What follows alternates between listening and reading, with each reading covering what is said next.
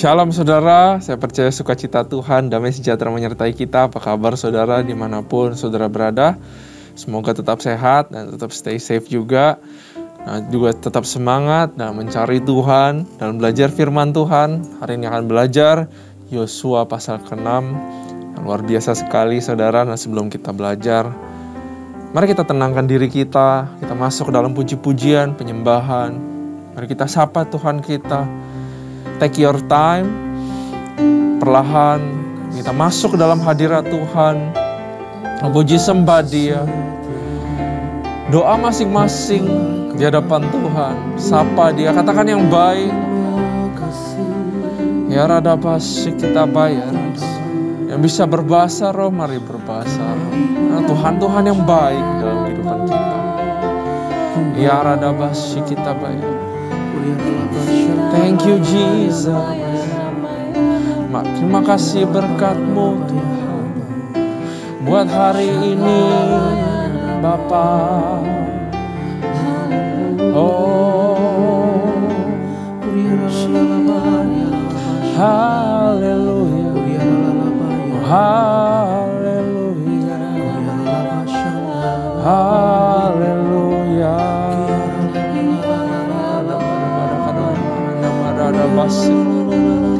Ya radabasi kita, ya radabasi, ya radabasi.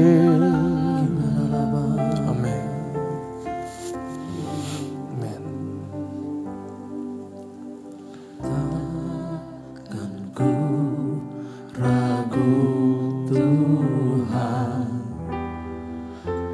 janji-Mu yang menghidupkanku. Hanya padamu Tuhan ku berseru, dan mataku tertuju padamu. Kau selalu punya cara untuk menolongku. Selalu punya jalan keajaiban-Mu. Kau dahsyat dalam segala perbuatan-Mu, dan ku tenang di dalam cara-Mu.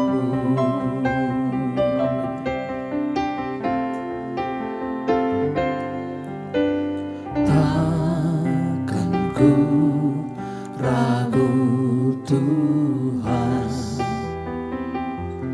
janji-Mu yang menghidupkanku.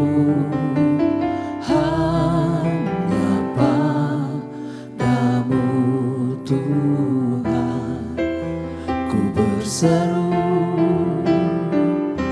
dan mataku tertuju padamu.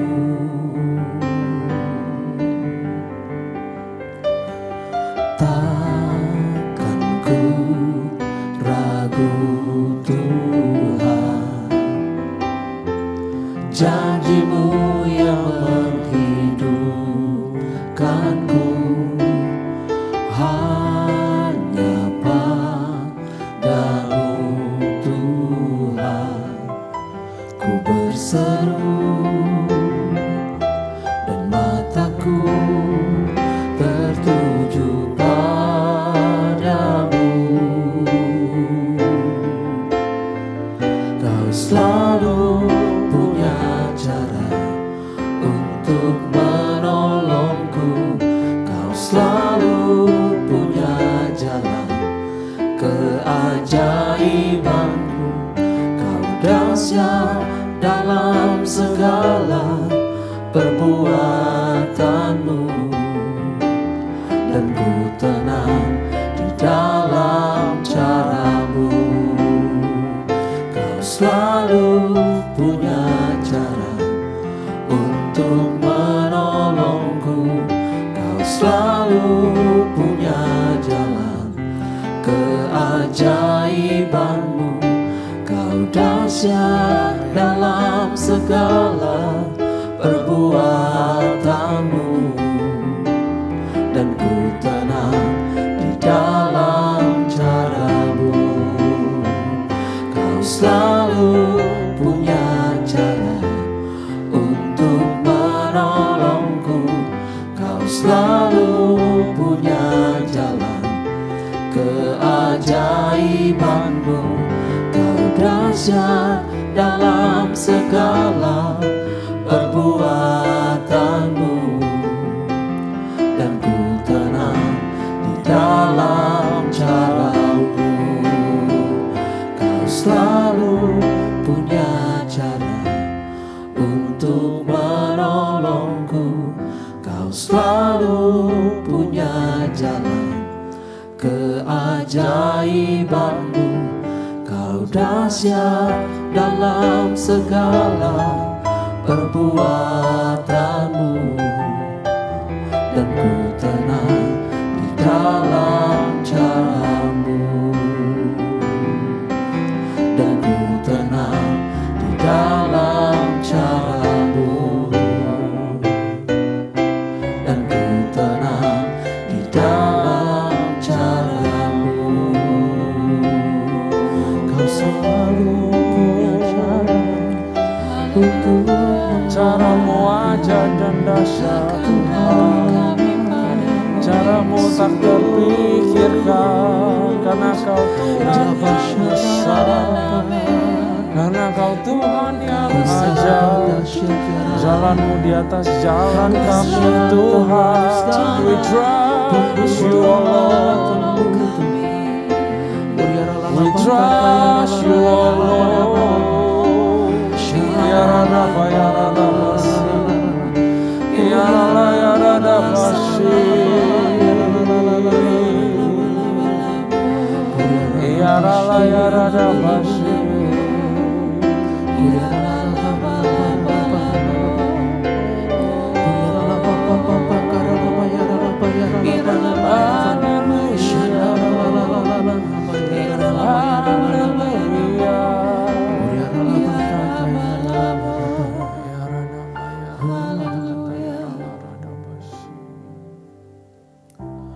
Bapakku datang menyembahmu di sini. Ku percayakan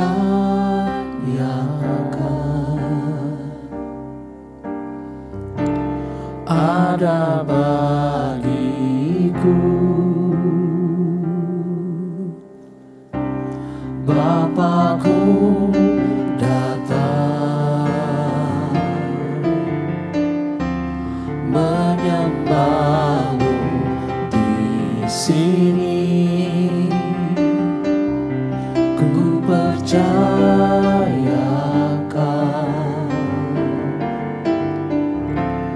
ada bagiku. Tak usah ku takut, sebab kau sertaku. Tak usah ku bimbang, kau di dalamku. Tak usah ku cemas, kau penghiburku. Saat ku lemah, kau kuatku. Ku nyanyi haleluya,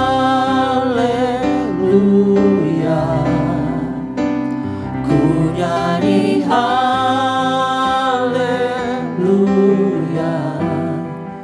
Sungguh kau hebat, ajaib perkasa perbuatanmu.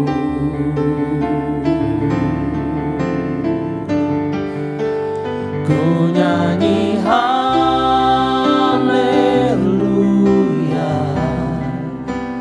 ku nyanyi haleluya.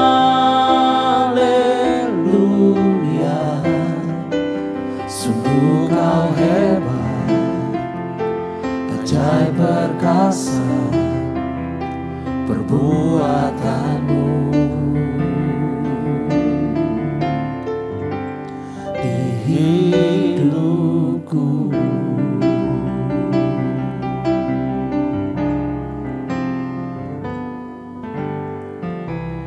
Bapakku datang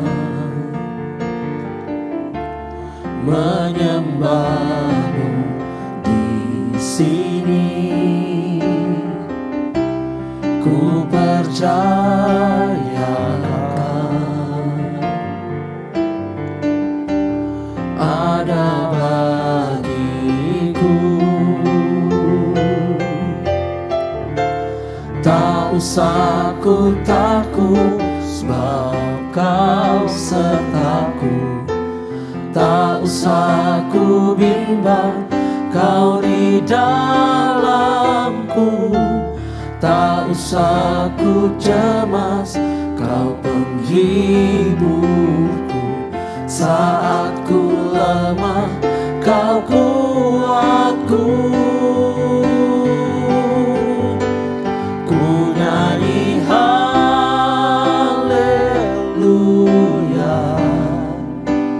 ku nyanyi haleluya. Sungguh Kau hebat, ajaib perkasa perbuatanmu.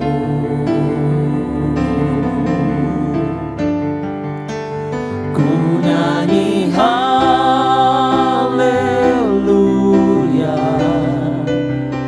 ku nyanyi haleluya. Sungguh Kau hebat, ajaib perkasa perbuatanmu.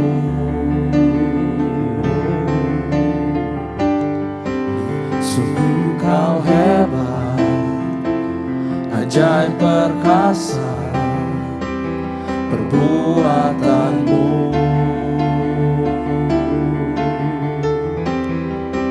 Sungguh Kau hebat, ajaib perkasa perbuatanmu.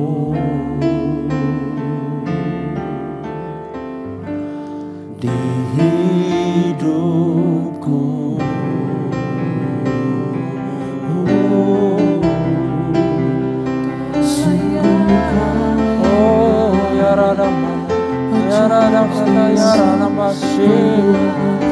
ajaib perbuatanmu, ajaib caramu Tuhan.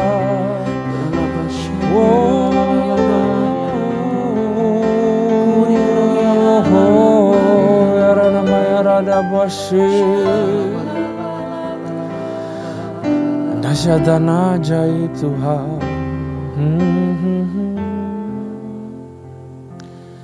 Makasih Tuhan buat pujian penyembahan ini Tuhan. Bahwa caramu bukan cara kami, caramu di atas cara-cara kami. Kami mau percaya caramu adalah yang terbaik. Bagaimana Kau bentuk perjalanan kami, Kau arahkan kaki kami Tuhan. Kami mau punya iman dan punya ketaatan untuk ikut cara-caramu ya Bapa. Walaupun tidak masuk akal, walaupun sulit dimengerti, tapi kami percaya Kau adalah yang terbaik. Makasih Tuhan. Kami mau belajar firman-Mu Yosua 6. Momen-momen saat Yeriko itu runtuh hancur. Bukan dengan kekuatan manusia, tapi dengan kekuatan Tuhan. Hamba-Mu berdoa biar mujizat kejadian ini juga boleh termanifestasi dalam kehidupan kami masing-masing. Ajari kami Tuhan, sembunyikan hamba-Mu di balik salib. Ajari hamba-Mu berbicara, berikan hikmat yang baru, kata-kata yang baru. Biar kami semua juga bisa dengar, belajar sesuatu yang baru dapat pada saat ini. Dalam nama Tuhan Yesus kami siap. Haleluya. Amin. Sukacita, salam damai sejahtera. Saudara, sekali lagi shalom. Nah, mari kita buka Yosua pasal yang ke-6. Harus semangat nih saudara, karena Yosua pasal yang ke-6 adalah sebuah fortress atau benteng yang besar itu. Yaitu halangan-halangan dalam kehidupan bangsa Israel hancur. Dan aku percaya ada mujizat juga di mana ada kuasa iblis, ada fortress, ada tembok penghalang.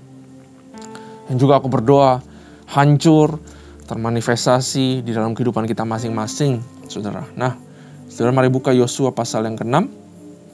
Kita belajar sama-sama.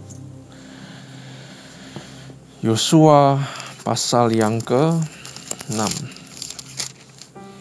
Jatuhnya Yeriko. Kalau saya baru baca jatuhnya Yeriko, artinya jatuhnya satu tembok penghalang. Apakah itu penghalang doa, apakah itu penghalang masalah, financial, promosi. Maka perikopnya aja saya udah imankan, saudara. Jatuhnya Yeriko adalah jatuhnya benteng pertahanan musuh dalam kehidupan saya. Saya katakan amin dalam kehidupan saya. Saudara juga katakan amin dalam kehidupan saudara. Ada jatuhnya musuh di dalam kehidupan kita. Amin. Ayat 1, pasal 6 ayat 1. Pada itu Yeriko telah menutup pintu gerbangnya. Saudara, saya percaya apapun yang ditutup sama musuh pasti bisa dibuka sama Tuhan. Dan sudah dibuka sama Tuhan, gak bisa ditutup kembali sama musuh. Walaupun sudah ditutup pintu gerbangnya, saya percaya akan ada terobosan yang terjadi di kehidupan kita semua.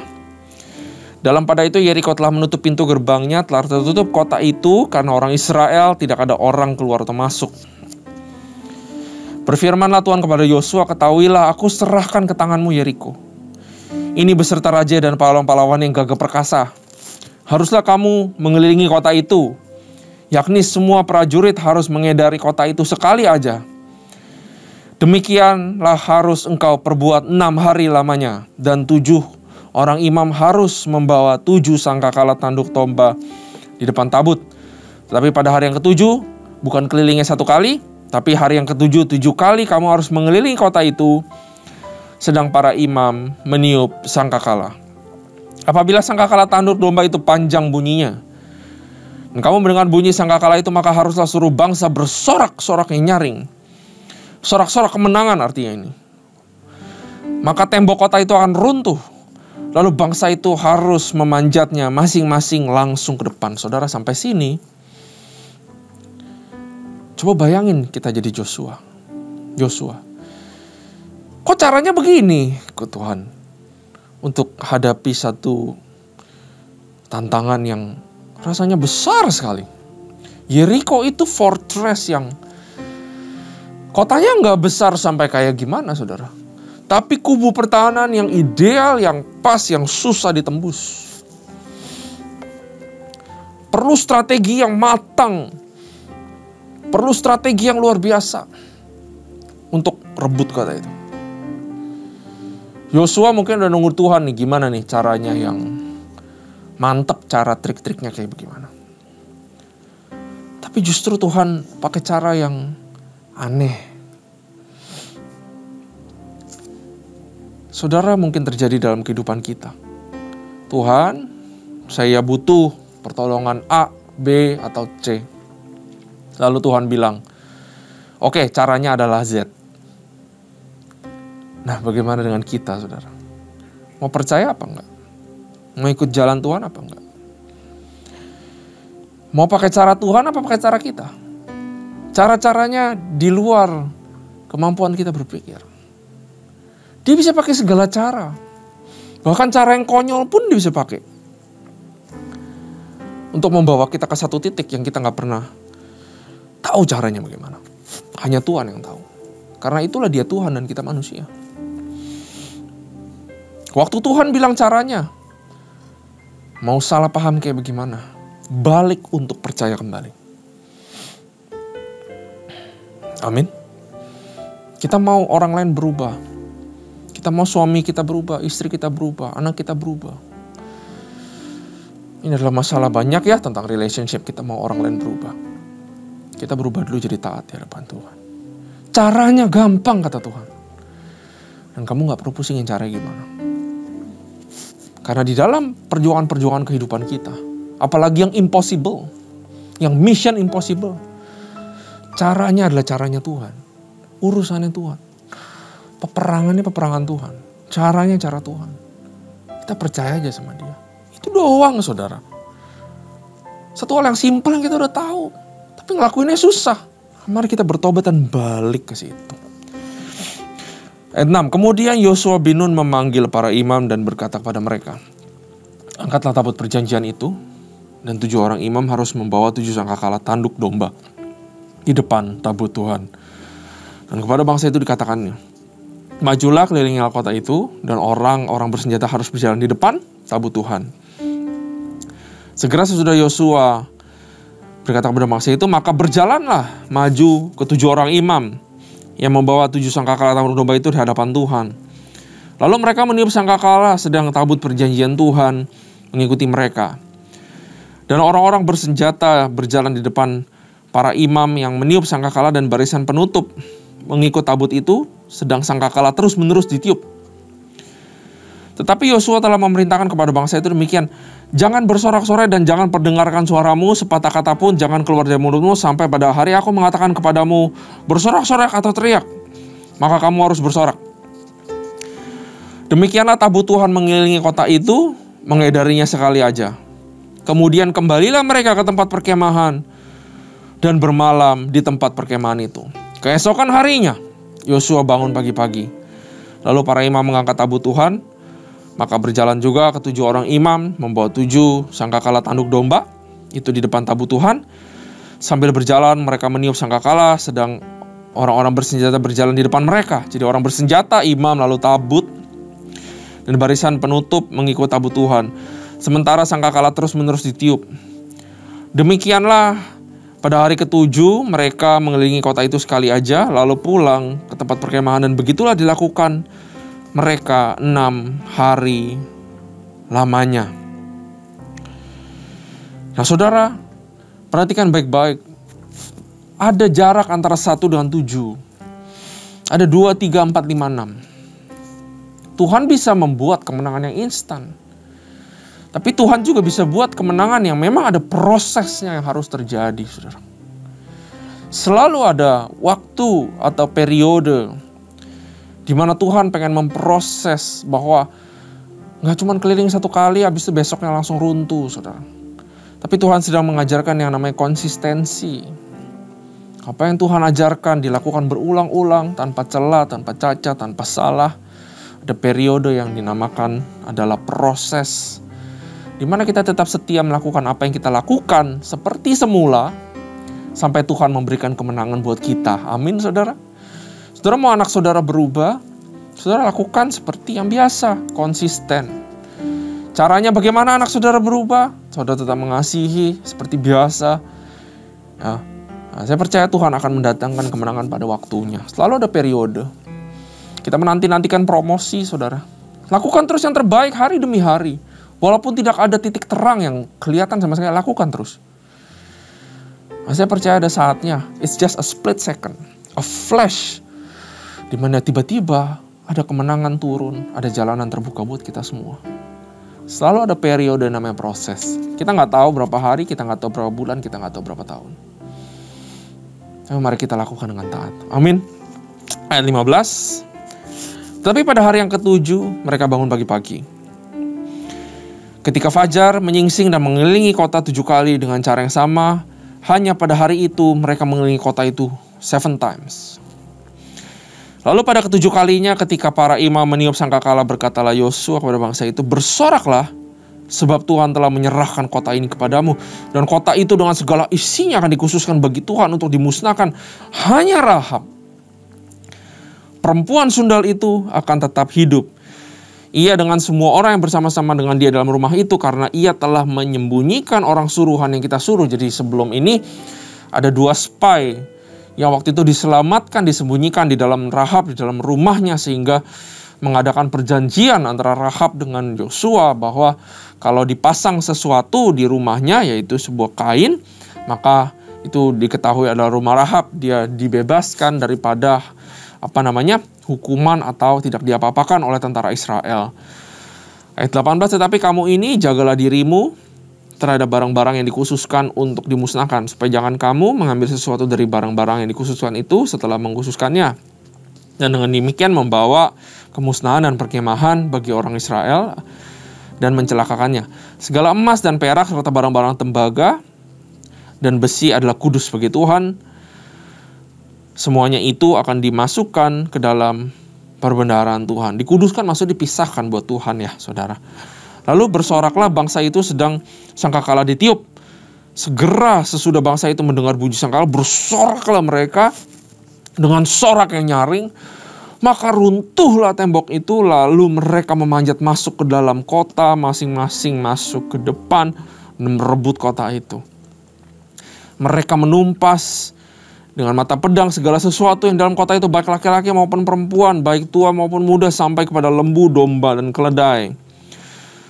Tetapi kepada kedua orang pengintai negeri itu, Yosua berkata, masuklah ke dalam rumah perempuan sundal itu dan bawalah keluar perempuan itu dan semua orang yang bersama-sama dengan dia, seperti yang telah kamu janjikan dengan bersumpah kepadanya. Lalu masuklah kedua pengintai muda itu dan membawa keluar Rahab dari ayahnya, ibunya, saudara-saudaranya, dan semua orang yang bersama-sama dengan dia. Bahkan seluruh kaumnya dibawa mereka keluar, lalu mereka menunjukkan kepadanya tempat tinggal di luar perkemahan orang Israel. Tetapi kota itu dan segala sesuatu yang ada di dalamnya dibakar mereka dengan api, hanya emas dan perak dan barang-barang tembaga dan besi ditaruh mereka dalam perbendaharaan rumah Tuhan. Demikianlah Rahab perempuan sundal itu dan keluarganya serta semua orang yang bersama-sama dengan dia dibiarkan hidup oleh Yosua. Maka diamlah perempuan itu di tengah-tengah orang Israel sampai sekarang, karena ia telah menyembunyikan orang suruhan Yeriko yang disuruh Yosua mengintai Yeriko. Pada waktu itu bersumpahlah Yosua kepadanya, terkutuklah di hadapan Tuhan orang yang bangkit untuk membangun kembali kota Yeriko. Dengan membayarkan nyawa anaknya yang sulung, ia akan meletakkan dasar kota itu, dan dengan membayarkan nyawa anaknya yang bungsu, ia akan memasang pintu gerbangnya. Dan Tuhan menyertai Yosua, dan terdengarlah kabar tentang dia di seluruh negeri itu. Yeriko itu susah sekali untuk dikonquer, saudara, untuk diserang. Ya, sama seperti problem kehidupan, ada yang terlihat impossible, atau masalah-masalah yang terlihat tidak ada jalan keluarnya. Justru Tuhan sengaja memilih Yeriko untuk mempertunjukkan kuasanya, dan untuk kasih tahu kepada kita bahwa jalannya bukan jalan-jalan kita, caranya bukan cara-cara kita, caranya unik. Ya, kita nggak bisa memakai cara ini, saudara, untuk menyelesaikan problem. Ini adalah cara konteks yang dulu yang Tuhan berikan. Pada kenyataannya dalam kehidupan saya, problem-problem yang impossible selalu selesai. Tapi caranya semua berbeda-beda. Ya.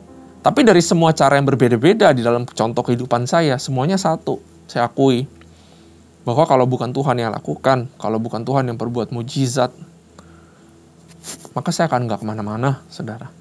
Semua karena Tuhan. Caranya bisa beda-beda. Kita nggak usah expect cara yang sama. Orang lain kesaksian, kita ambil imannya untuk memperkuat kita percaya kepada Tuhan. Sama seperti Yosua dan bangsa Israel percaya kepada Tuhan. Lakukan ini. Esensialnya adalah percayanya. Caranya bisa berbeda-beda. Cara orang lain belum tentu cara kita. Cara papa mama kita belum tentu cara kita. Ya, cara bisa banyak macam. Bahkan dengan hal yang konyol pun Tuhan bisa datangkan kemenangan. Itulah tujuan kenapa Tuhan munculkan Yeriko. Supaya belajar percaya. Supaya kita tahu bahwa cara-caranya gak tentu sama dengan cara-cara yang kita pikirkan. Supaya kita jangan stress out sendiri. Kok ini gak bisa, itu gak bisa, ini gak bisa. Karena jawabannya itu kecil, saudara. Hanya pujian, penyembahan, bersorak-sorak di hadapan Tuhan. Meniup sangkakala artinya mengiring Tuhan dalam kehidupan kita. Esensinya di situ. Ya. Yosua percaya dulu dengan caranya Tuhan. Percaya dulu dengan kemenangan yang Tuhan berikan. Percaya dulu kepada Tuhan. Baru seluruh bangsa percaya. Message for leaders. Kalau kita aja goyah imannya, bagaimana orang yang mengikuti kita? Ya, di zaman sekarang, zaman-zaman sulit, resesi terjadi, pemecatan terjadi, saudara. This is the history, akhir 2022. Yang akan menjadi tercatat dalam sejarah di Indonesia. Begitu banyak pemecatan terjadi. 2023 kita menghadapi sesuatu yang baru. Yang katanya lebih sulit. Ini adalah message for leaders, di mana percaya kembali kepada Tuhan. Iman adalah menjadi akarnya dan fondasi di dalam kehidupan kita. Di mana kita memimpin orang-orang. Terutama para pemimpin rohani. Mari kita kembali perkuat iman kita. This is a message for leaders, saudara. Ya. Dan jelas sekali untuk ngancurin Yeriko, Tuhan bisa berbuat sendiri. Tapi dia pakai imam, dia pakai tentara, dia pakai orang-orang yang mengusung tabut, dia pakai Yosua. Untuk partake, artinya untuk ikut di dalam sebuah kemenangan yang adalah battle-nya Tuhan. Ini adalah peperangannya Tuhan, bukan peperangan kita. Ini adalah peperangan Tuhan dan bukan peperangan orang Israel. Orang Israel dapat janjinya dan peperangan di tangan Tuhan. Itu Tuhan kita, saudara. Saat kita klaim janjinya Tuhan, warisan Abraham itu dalam kehidupan kita, saudara. Saya mau beritahu, saya mau share bahwa janji itu sungguh ada dalam kehidupan kita. Dan kita gak perlu khawatir peperangannya bagaimana. Karena peperangan itu punya Tuhan. Dan peperangan yang milik Tuhan pasti dimenangkan. Kalau kita rebut peperangannya dengan cara-cara kita, lama Tuhan, waktunya lama, saya gak cukup nunggu 6 hari. Saya perlu langsung berangkat, sorak-sorai runtuh. Kita maunya begitu, saudara. Tapi cara Tuhan bukan cara kita, waktunya Dia bukan waktunya kita. Rancangannya kita tahu damai sejahtera, tapi kadang-kadang yang gak klop apa? Cara dan waktunya.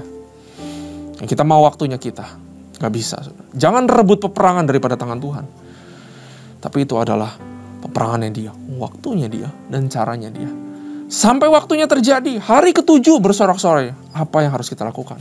Percaya sama Dia, obedience and faith yang gak tergoyahkan. That's the meaning daripada jatuhnya Yeriko. Faith and obedience. Karena waktunya dan caranya bukan punya kita. Itu adalah punyanya Tuhan. Biarkan itu menjadi bagiannya Tuhan. Dan bagian kita hanya percaya dan taat terus hari demi hari. Konsisten hari 1, 2, 3, 4, 5, 6. 6 hanyalah sebuah metafor daripada sebuah proses yang harus kita alami. Sampai runtuhnya peperangan yang menghalangi kehidupan kita, saudara. Sangat menarik sekali. Tuhan suruh bangsa Israel ini kelilingi benteng kota Yeriko itu. Dan waktu mereka puter, ada hadirat Tuhan ya, ada tabut Tuhan. Lucunya begini, saudara. Kalau saya jadi salah satu prajurit, kenapa saya disuruh keliling? Saya makin takut itu lihat benteng tebel gede banget. Mungkin di benteng-benteng itu saya lihat ada musuh atau siapa, saya nggak tahu. Yeriko kan sudah tahu, mereka tutup semua. Mereka udah siap di dalam. Tapi bangsa Israel kayak dibawa sama Tuhan untuk, ayo pakai mata yang terbelalak, lihat musuhmu. Jangan takut. Artinya gini, jangan kita nggak terbiasa berada di dalam presence of our enemy. Ya, waktu kita berada di dalam presence-nya Tuhan, selalu akan ada musuh yang datang kepada kita. Jangan kita jadi kaget dan panik. Ya, karena firman Tuhan bilang, lihat aku mengutus kamu seperti domba di tengah-tengah serigala. Sebab itu hendaklah kamu cerdik seperti ular dan tulus seperti merpati. There is a presence of God everywhere we go, di mana kita setiap kali berjalan. Dan kita jangan panik kalau ada presence musuh kita juga. Kita harus terbiasa dengan presence of our enemy. Dan kita gak perlu takut karena ada presence of God ada di dalam kita. Mazmur 23 ayat 5 berkata demikian. Engkau menyediakan hidangan bagiku di hadapan lawanku. Engkau mengurapi kepalaku dengan minyak, pialaku penuh dengan melimpah. Saudara, jangan kaget kalau didatangi badai. Jangan kaget kalau didatangi Goliat. Jangan kaget kalau ada Yeriko di depan mata. Terbiasalah dengan presence of our enemy. Terbiasalah dengan hadirat musuh-musuh kita. Tapi kita gak perlu takut. Karena ada hadirat tabut Tuhan Allah di dalam kehidupan kita. Amin, saudara. Kita boleh berjalan tiap hari menghadapi musuh kita. Selama kita mengiring Tuhan, peperangan punya Dia, cara adalah Dia. Punya Dia. Dan waktunya adalah waktunya Tuhan. Saya percaya pasti ada kemenangan. Inti daripada Yeriko adalah iman dan ketaatan di hadapan Tuhan. Nah, saya percaya Tuhan akan mendatangkan kemenangan yang luar biasa dalam kehidupan kita, saudara. Tetap beriman, tetap taat di hadapan Tuhan. Mari kita berdoa. Bapa, kami melihat kebesaran-Mu, keruntuhan Yeriko, Di mana kami berdoa, hamba-Mu berdoa, itu boleh terjadi dalam kehidupan hamba-Mu dan kehidupan kami semua dalam nama Tuhan Yesus. Kami let go kekhawatiran. Kami let go semuanya dan kami bilang, ini adalah caramu, ini adalah peperanganmu. Rancanganmu kami pegang sebagai iman kami bahwa rancangan damai sejahtera bukan rancangan kecelakaan. Tapi cara-caramu Tuhan, kami gak mengerti. Kami gak mau stres, kami gak mau stress out. Jalan-jalanmu adalah jalan-jalanmu, peperangan adalah punyamu. Maka segala kemuliaan juga adalah punyamu Tuhan. Kami akan stay konsisten, iman dan ketaatan setiap hari. Hari 1, 2, 3, 4, 5, 6. Sampai saatnya kau menyuruh kami bersorak-sorai. Maka kami percaya segala halangan yang impossible, sakit penyakit, apapun yang mustahil akan dikalahkan. Dalam nama Tuhan Yesus kami berdoa. Kami telah belajar. Haleluya. Amin. Tuhan Yesus memberkati kita semua.